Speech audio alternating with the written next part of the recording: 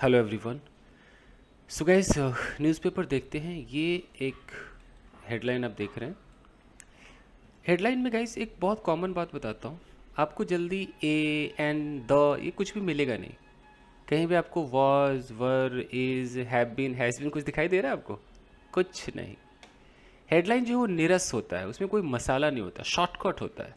जैसे यहाँ लिखा हुआ है फैमिली, सीधा लिख दिया बीटन अप। भाई समझने वाले समझ लो। यूं हेडलाइन को फेंक दिया जाता है, समझ लो भाई, हम कुछ नहीं जानते, अपना ग्रामर खुद लगा लो।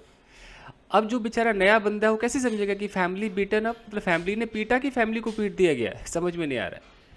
Over request to lower volume of DJ music during Ganesh festival in Pune. तो मैं आपको कई बार समझा चुका हूँ कि अगर ऐसा लिखा हो जैसे फैमिली बीटन अप, तो पहले इतने को हम कैसे समझेंगे। अगर आप नए हैं तो आराम से देखिए। हेडलाइन का अपना तरीका होता है। अगर यहाँ पर वो ऐसे लिखते हैं कि फैमिली बीटन अप, तो इसका मतलब वो ये कहना चाह रहे हैं कि एक फैमिली को पीट दिया गया। तो यूँ समझ लीजिए कि अ लगाइए और फैमिली, या तो आप इसमें पास्ट इंडेफिनिट का पैसिव लगाइए कि वॉज बीटन अप, ये दिखा सकते हैं। या आप इसको ऐसे समझ सकते हैं family has been beaten up. दोनों अलाउड है। यूँ समझना है कि काम कंप्लीट हो गया है, एक फैमिली को पीट दिया गया है या पीट दिया गया था। ये दोनों सेंस आप इससे निकाल सकते हैं। ओके, तो ये हो गया। जैसे अगर मैं यहाँ पर बोलता हूँ कि सीधा हेडलाइन में लिखा हो गर्ल किडनैप्ड, तो इसका क्या मतलब समझा जाएगा कि लड़की ने किडनैप किया कि लड़की को किडनैप किया गया। तो हमेशा याद रखिएगा, अगर ये इस तरह से दिया हो, यहाँ जो सब्जेक्ट होगा वो डूअर नहीं हो सकता, वो रिसीवर होगा, इसके साथ कुछ होगा, ये एक्शन इसी के साथ हो जाएगा। तो आप कैसे समझेंगे? गर्ल किडनैप लिखा हो तो अपनी तरफ से बोलिए a girl was kidnapped. Clear? चलिए अब देखिए, तो यहां समझ गए कि एक फैमिली को पीट दिया गया। किस मुद्दे पर पीटा गया? तो ओवर रिक्वेस्ट। रिक्वेस्ट किया था फैमिली ने, तो उस रिक्वेस्ट के ऊपर पीट दिया गया। रिक्वेस्ट किया था, क्या करने के लिए रिक्वेस्ट किया था? To lower volume of DJ music, यानी कि डीजे का म्यूजिक बहुत तेज था, उसको कम करना था, वॉल्यूम को कम करने के लिए फैमिली ने रिक्वेस्ट किया, बदले में उसे पीट दिया गया। ठीक है। ये म्यूजिक किस दौरान ज़्यादा था? During Ganesh festival. Ganesh festival चल रहा था, उस वक्त म्यूजिक ज़्यादा था, फैमिली ने रिक्वेस्ट किया, उसे पीट दिया गया। कहाँ पे हुआ ये? इन पुणे। अब बिल्कुल क्लियर होगा हेडलाइन। चलिए आगे बढ़ते हुए, फॉर द शिंडेज ऑफ सुमातने फाटे, पहले यहीं तक देख लीजिए। ये सुमातने फाटे, मुझे लगता है ये कोई जगह का नाम है। शिंडेज मतलब जो फैमिली रह रही थी वो शिंडे फैमिली थी। तो यहाँ की उन शिंडे फैमिली के लिए, फॉर द शिंडेज मतलब जैसे फॉर द मल्होत्रास, इस तरीके से शिंडेज, तो उन फैमिली के लिए। कहाँ की फैमिली थी वो? सुमाटे फाटे। फिर यहाँ पर कॉमा करके है कि living on the outskirts of Pune city. वो रह रहे हैं या रह रहे थे, आप ऐसे भी लगा सकते हो, बट अभी भी रह ही रहे होंगे। तो वो शिंदे फैमिली जो कि कहाँ पे रह रहे हैं? On the outskirts of Pune city. Pune शहर के एकदम आउटस्कर्ट का मतलब होता है बहुत दूर, एकदम उससे बाहर रह रहे हैं। इन तालेगांव दभाड़े, उस जगह का नाम क्या है? पुणे सिटी से के आउटस्कर्ट पे कोई तालेगांव दभाड़े होगा, वहाँ पर कोई सुमातने फाटे होगी जगह, वहाँ पे ये लोग रहते हैं। तो ये जो शिंडेज हैं, इनके लिए the brute euphoria of the revelry. देखिए ब्रूट यूफोरिया क्या होता है गाइस? यूफोरिया का मतलब होता है कि आपकी जो हैप्पीनेस है, जो खुशी हो, यूफोरिया है। ब्रूट के तो कई मतलब होते हैं। ब्रूट तो ये भी होता है कि बहुत ही निर्दयी, बहुत ही क्रूर, ये भी ब्रूट होता है। बट अगर ब्रूट किसी इमोशन के साथ जुड़ जाए तो वो उस इमोशन को थोड़ा सा एम्फेसाइज करता है, यानी कि वो खुशी जो थी उसको थोड़ा सा और हाईलाइट कर रहा है कि वो जो हैप्पीनेस थी, किसकी हैप्पीनेस थी? Of the revelry. रेवेलरी का मतलब होता है कि ऐसा क्राउड जो कि बहुत ही एंजॉय करता हुआ, शोर मचाता हुआ जा रहा होता है, तो एक क्राउड गुजर रहा होगा अकम्पनिंग गणेश फेस्टिविटीज़। और वो जो क्राउड था, जो रेवेलरी थी, जो सेलिब्रेशन करने वाले जो हुजूम था, वो क्या क्या कंपनी कर रहे थे? गणेश फेस्टिविटीज़, यानी कि गणेश का जो सेलिब्रेशन था, गणेश चतुर्थी जो भी क्या बोलते हो, इमर्शन के लिए जो गणेश जी की मूर्ति को इमर्शन के लिए ले जाते हैं, तो विसर्जन के लिए जब ले जाते हैं उस समय क्राउड जाता है। तो वो जो क्राउड है, मतलब वो जो रेवेलरी है, वो इस इमर्शन को फॉलो कर रहा था, मतलब पूरी बारात जा रही थी। तो वो जो ब्रूट यूफोरिया है, वो जो हैप्पीनेस था, टर्न्ड डेडली, वो एकदम खतरनाक हो गया। डेडली का मतलब एकदम मरने मारने पे उतारू में तब्दील हो गया। तो यानी कि हैप्पीनेस बदल गई डेडली। समझ गए? किसके लिए डेडली हो गया? शिंडेस फैमिली के लिए, शिंदे फैमिली के लिए। कहाँ रह रहे थे ये लोग? ये पुणे सिटी के आउटस्कर्ट में रह रहे थे। कौन सी जगह थी? तालेगांव दभाडे, जो कि उसके अंदर कोई सोमातने फाटे होगा जगह। अब क्लियर हुआ समझ में? ठीक है। अब रही बात कि इस तरह से जो आईएनजी आते क्यों आते हैं, जैसे यहाँ पर लिखा है कि फॉर द शिंदे, जो यहाँ लिखा है लिविंग, इसे बोलते हैं प्रेजेंट पार्टिसिपल। ये बस इंफॉर्मेशन देता है कि अच्छा वो फैमिली जो वहाँ पे रह रही है। या यहाँ पर देखिए रेवेलरी के बाद सीधा यहाँ पर लिखा हुआ है अकम्पनिंग, कोई इज आर एम कुछ है? कुछ नहीं है। ये सब प्रेजेंट पार्टिसिपल होता है। अगर मैं इसको समझाने की कोशिश करूँ, देखिए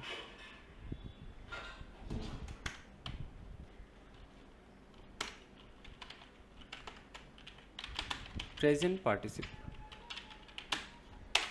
जैसे कि मैं बोलूँ कि a family living near my house was beaten up yesterday। अब इसका क्या मतलब हो गया? ये तो हो गया कि family was beaten up yesterday, यानी कि एक परिवार को कल पीट दिया गया। लेकिन ये जो आप इतना सा जुमला देख रहे हो ना, लिविंग नियर माई हाउस, इसको बोलते हैं प्रेजेंट पार्टिसिपल। कहीं is are am was were है? नहीं, क्योंकि ये जो है ना, ये एक एडजेक्टिव का काम कर रहा है। फैमिली के बारे में बता रहे हो, वो फैमिली जो कहाँ रह रही है, वो मेरे घर के पास रह रही। अब इसको रह रही थी भी समझ सकते हैं, लेकिन चूंकि यहाँ पर हम रह रही है इसलिए समझ रहे कि अभी भी फैमिली मेरे घर के पास ही रह रही होगी, कॉमन सेंस है। नहीं तो जनरली अगर यहाँ पास्ट है तो हम इसको भी पास्ट ही समझते हैं। जैसे अगर मैं ऐसे करके बोलूँ कि a boy crying yesterday was given something to eat, अगर इस तरीके से मैं बोलूँ तो क्या मतलब हो गया? अ बॉय, तो ये हमारा सब्जेक्ट जो कि रिसीवर है, वॉज गिवन समथिंग, लड़के को कुछ दिया गया खाने के लिए। लेकिन ये जो देख रहे हैं क्राइंग yesterday, ये क्या बोला है भाई? ये प्रेजेंट पार्टिसिपल है, एडजेक्टिव का काम कर रहा है, यानी कि वो लड़का जो कल रो रहा था। आप समझ में आ गया? इस तरीके से बोला जाता है। अगर मैं यहाँ पर बोलूँ कि द क्राउड, और यहाँ लिख दूँ अकम्पनिंग द गणेश फेस्टिविटीज़, ये फेस्टिविटी ही कह दो, फेस्टिविटी एक ही सिंगल मान लो, फेस्टिविटी टर्न्ड वायलेंट। तो इसका मतलब क्या हो गया कि वो जो क्राउड है वो बहुत ही वायलेंट हो गई, बहुत ही हिंसा में बदल गई, मतलब खतरनाक हो गई, काट मार पे उतारू हो गई। लेकिन कौन सा crowd? Accompanying the Ganesh festivity. यहाँ कोई एज आर एम है नहीं। तो ये जो आप आईएनजी देख रहे हो ना, इसको बोलते हैं प्रेजेंट पार्टिसिपल। वो क्राउड जो साथ साथ चल रही थी, गणेश सेलिब्रेशन के साथ जो क्राउड चल रही थी, वो वायलेंट हो गई। अब बिल्कुल क्लियर हो गया होगा? चलिए आगे देखिए। ऑलरेडी इन डीप मॉर्निंग, देखिए ऑलरेडी का मतलब है पहले से, इन डीप मॉर्निंग, मॉर्निंग का मतलब होता है बहुत ही दुख, जो शोक होता है, किसी की मौत के बाद जो शोक होता है ना, उसे हम मॉर्निंग कहते हैं। ओके, तो यहाँ पर मतलब आईएनजी लगा हुआ है, मतलब इसको ये नाउन के रूप में दिखाया जा रहा है, और डीप हमारा एडजेक्टिव हो गया। तो ये एडजेक्टिव है तो ऑफकोर्स ये नाउन होगा, यू नो। तो ऑलरेडी इन डीप मॉर्निंग, बहुत ही गहरे दुख में कोई फैमिली रही होगी। या लिखा हुआ कि following the loss of a young family member even before the Ganesh festival begin.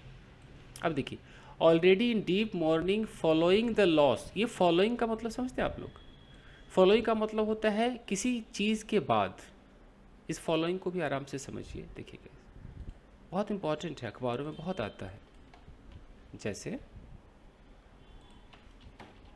अगर मैं कहता हूँ, जैसे ये है फॉलोइंग, फॉलोइंग का मतलब होता है आफ्टर। तो मैं कहता हूँ कि फॉलोइंग दैट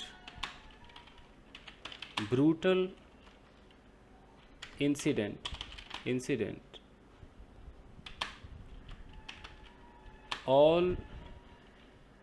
all family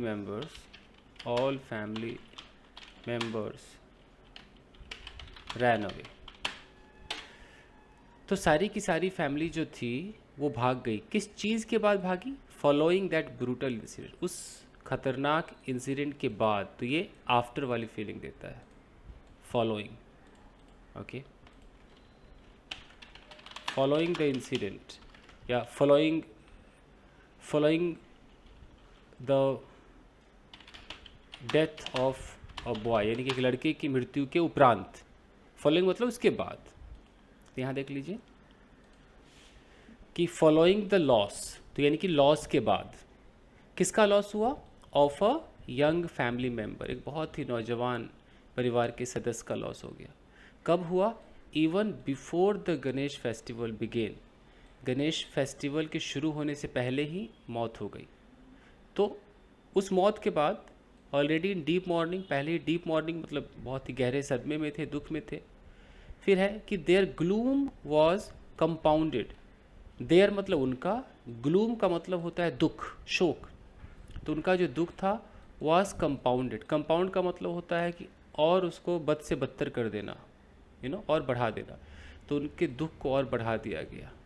कब बढ़ा दिया गया? After several members of the Shinde family, यानी कि शिंदे फैमिली के बहुत सारे जो लोग थे, इंक्लूडिंग 2 सीनियर सिटीजन, उसमें 2 सीनियर सिटीजन भी थे, वर mercilessly assaulted.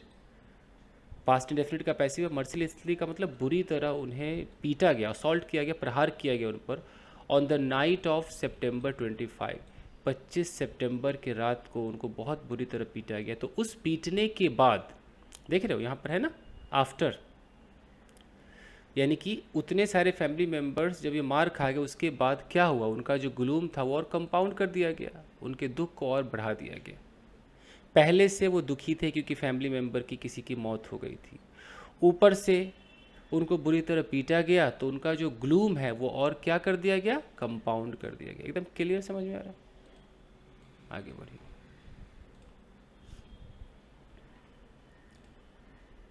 There crime was to request members of a Ganesh Pandal to lower the blaring DJ music emanating from speakers during the immersion of procession।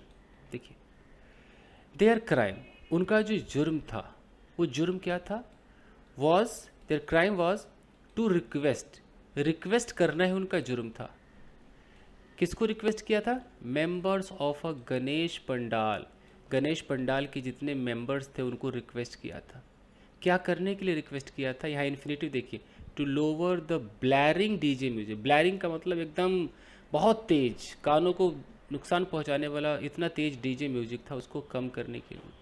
Music के बगल में लिखा हुआ है emanating from speakers, देख रहे हैं, इसको कहते हैं प्रेजेंट पार्टिसिपल।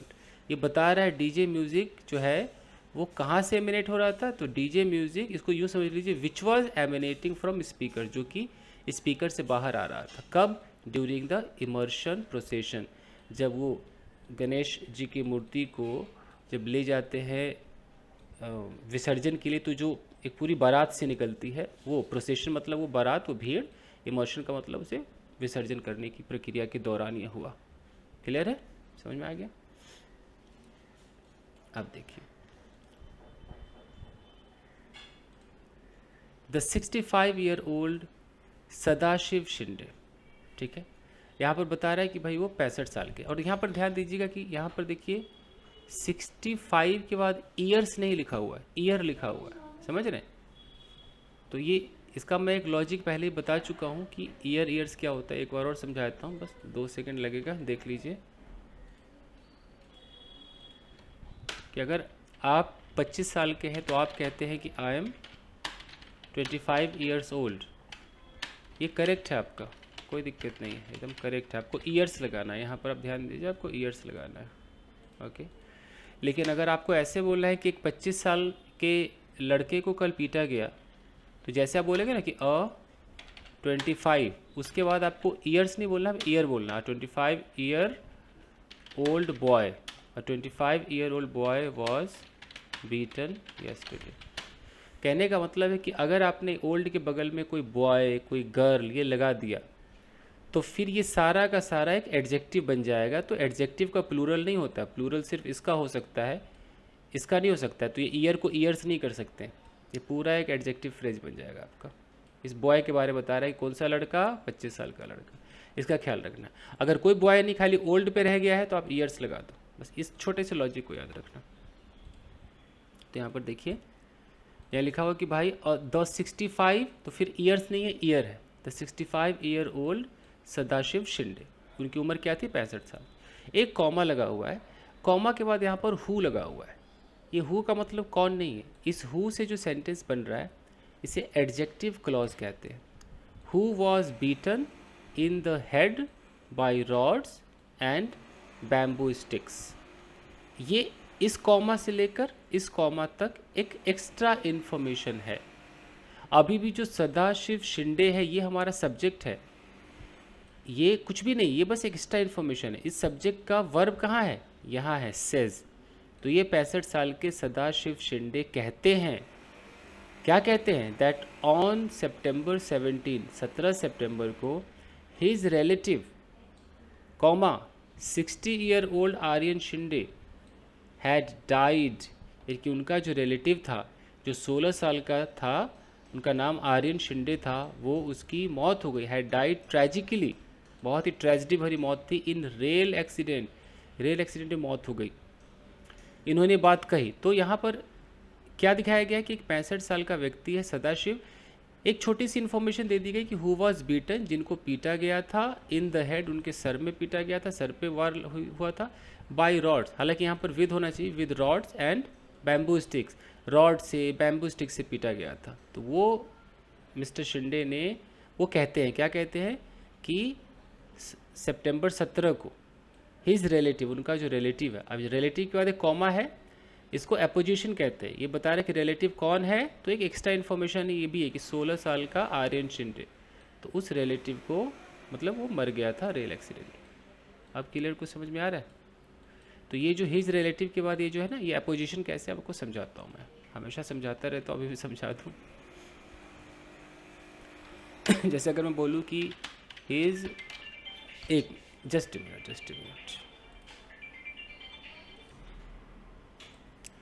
यस गाइस, तो जैसे यहाँ पर लिखा हुआ कि हिज रिलेटिव, और यहाँ मैं बोल दूँ कि डाइड ऑन सपोज 13 अगस्त,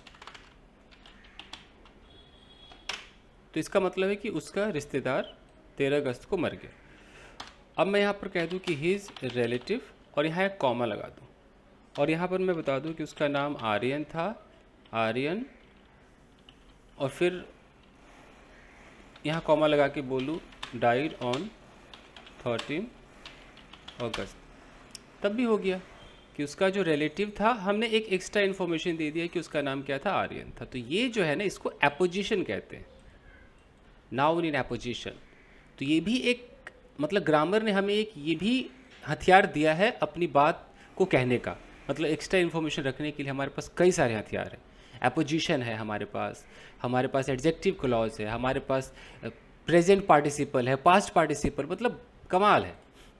समझ रहे? अब क्लियर हो रहा है थोड़ा बहुत? चलिए आगे बढ़ते हुए, अब है कि a banner with Aryan's photo, a banner with Aryan's photo had been. अब ये देखिए, ये जो देख रहे हैं ना, a banner with Aryan's photo, और यहाँ हैड बीन है, तो ये मेरा वर्ब का हिस्सा हो गया, तो ये मेरा सब्जेक्ट हो गया। देख रहे हैं, अ बैनर विद आर्यंस फोटो। इतने बड़े बड़े सब्जेक्ट को हम क्या कहते हैं, इसको कहते हैं नाउन फ्रेज, नाउन फ्रेज होता है ये। हम बात किसकी कर रहे हैं? बैनर की कर रहे हैं। बैनर मेरा मेन नाउन है, उस नाउन से पहले हमारा इधर आर्टिकल है और यहाँ पर प्रेपोजिशनल फ्रेज है, देख रहे?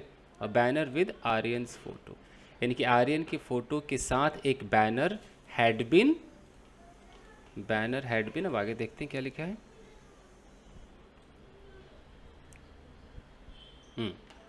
A banner had been put up, banner लगा दिया गया था by the Shinde family, Shinde family के द्वारा एक बैनर लगा दिया गया था। ऐसा बैनर होगा उसमें आर्यन की फोटो लगी होगी, आउटसाइड शिंदे वस्ती, शिंदे वस्ती के बाहर कोई उनकी बिल्डिंग होगी, उसमें शिंदे वस्ती लिखा होगा, उनके बाहर लगा दिया गया था। टू अलर्ट लोकल, तो यहाँ टू क्या है? ये कोई प्रेपोजिशन नहीं है, इसको क्या बोलते हैं? इन्फिनेटिव है ये टू, और यहाँ अलर्ट ये वर्ब का बेस फॉर्म है, ये इन्फिनेटिव है। पर्पस को बताता है कि वो बैनर क्यों रखा गया था? अलर्ट करने के लिए। किसको अलर्ट करना था? लोकल्स को करना था। किस बारे में करना था? About the 10th day ritual, 10th day ritual, यानी कि कुछ 10वां दिन रहा होगा, जब वो डेथ हो गई थी उसका कोई 10वां दिन रहा होगा, 10th डे रिचुअल। फिर यहाँ पर देखिए past participle, scheduled to be held on September 26, यानी कि 10th डे का रिचुअल जिसको शेड्यूल किया गया था, देख रहे हैं यहाँ पास्ट पार्टिसिपल है, इसको यूँ समझ लीजिए विच वॉज शेड्यूल, तो वो रिचुअल विच वॉज शेड्यूल्ड, क्यों शेड्यूल किया गया था? टू बी हेल्ड, यानी कि हुआ नहीं तो होना बाकी था, यानी कि भाई 26 सितंबर को होगा और 25 को लोग पिट गए, ये कहानी हो गई, समझ गए? चलिए, we were already reeling from this shock. देखिए जो रील फ्रॉम होता है ना, रील फ्रॉम का मतलब होता है कि आप बहुत ज़्यादा उलझे हुए हैं, उस शॉक में परेशान हैं, पीड़ित हैं, आप सदमे में हैं, तो हम ऑलरेडी उस सदमे से बाहर नहीं निकले हुए थे, उसी शॉक में थे। लिखा है ना, we were already reeling from this shock, उसी शॉक में हम लगे पड़े थे। 2 days बिफोर द गणेश उत्सव फेस्टिविटीज़ कमेंस्ड ऑन September 19। अब क्या लिखा है कि we were already reeling from this shock, हम पहले इस शॉक से जूझ रहे थे। 2 days बिफोर, यानी कि 2 दिन पहले ही गणेश, यहाँ लिखा है ना कि गणेश उत्सव फेस्टिविटीज़ कमेंस, कमेंस का मतलब होता है शुरू होना, तो 19 सितंबर को शुरू हुआ, उससे पहले ही 2 दिन पहले से हम परेशान थे। वी वर प्रिपेयरिंग, एकदम पास्ट टेंस देखिए, we were preparing for the दश क्रिया, यानी कि 10th डे रिचुअल को दश क्रिया कहते हैं, तो हम लोग तैयारी कर रहे थे दश क्रिया की for the departed boy, departed मतलब स्वर्गवासी, जो चला गया अब नहीं आएगा वापस, डिपार्टेड बॉय जो लड़का चला गया, उसके लिए हम, उसके दश क्रिया के लिए हम प्रिपेयर कर रहे थे। व्हेन एन इमर्शन प्रोसेशन, उसी वक्त क्या हुआ कि एक जो विसर्जन वाला जो पूरी बारात होती है, immersion procession in the neighbourhood, पड़ोस में, पास्ट बाय, वहाँ से गुजरा, पास्ट बाय आवर हाउस, हमारे घर से गुजरा। क्लियर समझ में आ रहा है? चलिए अब देखिए, देयर जारिंग म्यूजिक, अब देखिए म्यूजिक के बारे में एक्स्ट्रा इन्फॉर्मेशन, ये जो आप जारिंग आईएनजी देख रहे हैं, ये भी एक एडजेक्टिव ही तो है। जारिंग का मतलब होता है एकदम हिला देने वाला, तो उनका जो हिला देने वाला जो म्यूजिक था वॉज एक्सट्रीमली डिस्टर्बिंग। अब ये आप बता रहे हैं कि म्यूजिक कैसा था और डिस्टर्बिंग थे, जो डिस्टर्बिंग देख रहे हैं ना, ये भी एडजेक्टिव है। जैसे मैं बोलता हूँ you know this movie is confusing, और this scene is disturbing, you are boring, ये भी आईएनजी वाले एडजेक्टिव होते हैं। तो उनका जो हिला देने वाला म्यूजिक था वो एकदम डिस्टर्बिंग था, वो डिस्टर्ब करने वाला क्वालिटी का था। So we politely requested them, हमने बहुत विनम्रतापूर्वक उनसे रिक्वेस्ट किया, टू लोअर देयर वॉल्यूम, कि अपना वॉल्यूम कम कर ले। सेज्ड अ डेज्ड मिस्टर सदाशिव, ये बात कौन कहते हैं? सदाशिव शिंदे कहते हैं, जो कि डेज्ड है। डेज्ड का मतलब है कि अभी उस अवस्था में नहीं कि बोल पाए, एकदम सदमे में है, अभी भी परेशान है, दुखी है, एकदम मूर्छा अवस्था में है। क्लियर समझ में आ रहा है? तो ये इस तरह की न्यूज़ पढ़ने से ना आपकी स्टोरी टेलिंग अच्छी हो जाएगी, आपको पास्ट टेंस, आपका पैसिव, सब अच्छा हो जाएगा। देखिए, अ लिटिल आफ्टर 11:30 PM, कि अ लिटिल आफ्टर 11:30 PM यानी कि 11:30 बजे बजने के थोड़े से बाद, 11:30 का टाइम हो रहा होगा रात के, उसके थोड़े से बाद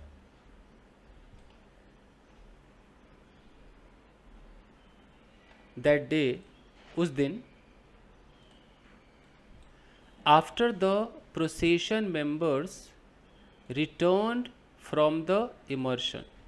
अब वो जो प्रोसेशन के जो लोग थे वो रिटर्न हो गए, विसर्जन करके रिटर्न हो गए। उसके बाद a mob of more than 50 people. Mob का मतलब होता है भीड़, और गुस्साई भीड़, ऐसा क्राउड नहीं। मॉब मतलब गुस्से वाली जो भीड़ होती है उसको मॉब कहते हैं। तो a mob of more than 50 people, 50 लोगों से ज़्यादा का एक जो मॉब था, जो भीड़ थी, गैदर्ड, इकट्ठा हो गई, राउंड मिस्टर सदाशिव्स 2 स्टोरी बंगलो, यानी कि उनके 2 स्टोरी बंगलो के चारों तरफ वो इकट्ठा हो गए। Armed with bamboo sticks. Armed with का मतलब होता है लैश, एकदम हथियारों से, जो होता है ना कि हथियारों से लैश बनता, तो वो बैम्बू स्टिक्स से भरे हुए थे।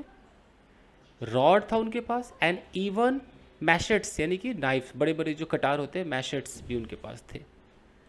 ठीक है, या तो एकदम स्टोरी टेलिंग है, यहाँ कुछ पढ़ाने लायक नहीं है, बस पढ़ते रहिए, देखते रहिए कैसे।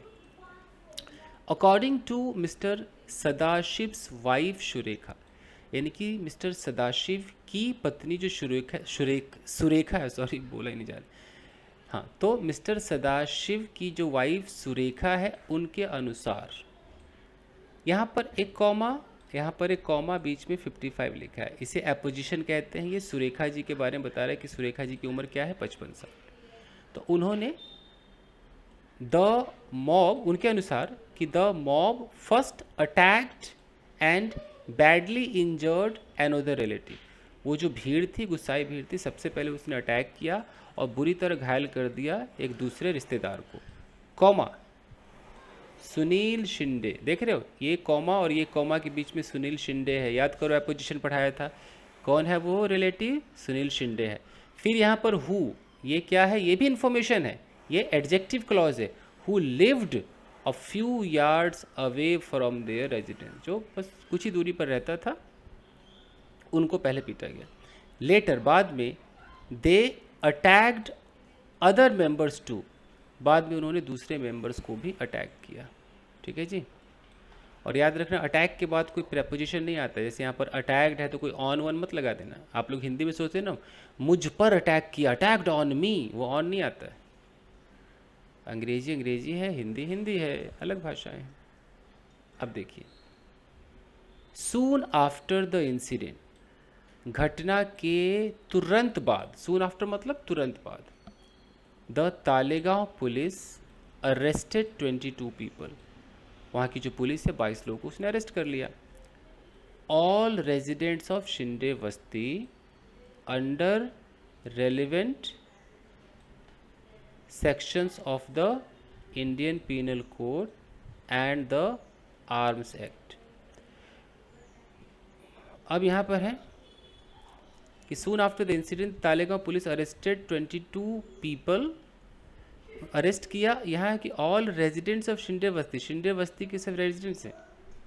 अभी शिंदे बस्ती, आई डोंट नो क्या पूरा बंगला है कि वो चारों तरफ का वो society, I don't know, but वहाँ ऐसा ये देखने में तो लग रहा है कि ऑल वहीं शिंदे बस्ती के सब थे। ऑल रेजिडेंट मतलब निवासी ऑफ शिंदे बस्ती के थे, उनको अरेस्ट कर लिया। यहाँ लिखा है कि अंडर रेलिवेंट सेक्शन, किस सेक्शन के तहत? Of the Indian Penal Code and the Arms Act, Arms Act और उसके तहत अरेस्ट कर लिया। हो सकता है उस एरिया में जितने लोग रह रहे हो शिंदे बस्ती हो, may be. They were produced before the court, court में प्रस्तुत भी कर दिया। And have been sent to police custody till October 1, अक्टूबर 1 तक पुलिस कस्टडी में भी भेज दिया गया। Have been sent, passive. अब देखिए, according to a senior police officer, एक सीनियर पुलिस ऑफिसर के अनुसार, the authorities are still probing, जो अथॉरिटी है अभी भी जांच पड़ताल कर रही। प्रॉब का मतलब जांच पड़ताल करना, probing whether the furious assault was provoked by the request to lower the volume. Whether का मतलब होता है कि डाउट है कि क्या ऐसा है कि जो ये जो एकदम फ्यूरियस, जो भयानक एकदम असॉल्ट हुआ है उनके साथ, बोलते हैं कि एकदम गुस्से वाला असॉल्ट, एकदम गुस्से में लोगों ने पीटा, वो जो असॉल्ट हुआ, वाज प्रोवोक्ड, क्या उसको भड़काया गया था by the request to lower the volume, यानी कि वॉल्यूम डाउन करने से वो प्रोवोक हो गई थी, भड़क गई थी भीड़ ड्यूरिंग द गणेश इमर्शन, जो गणेश इमर्शन चल रहा था, और या वेदर के साथ और लगता है, या the outcome of some past quarrel, या कभी पास्ट में कोई लड़ाई हुई होगी उसका नतीजा था ये।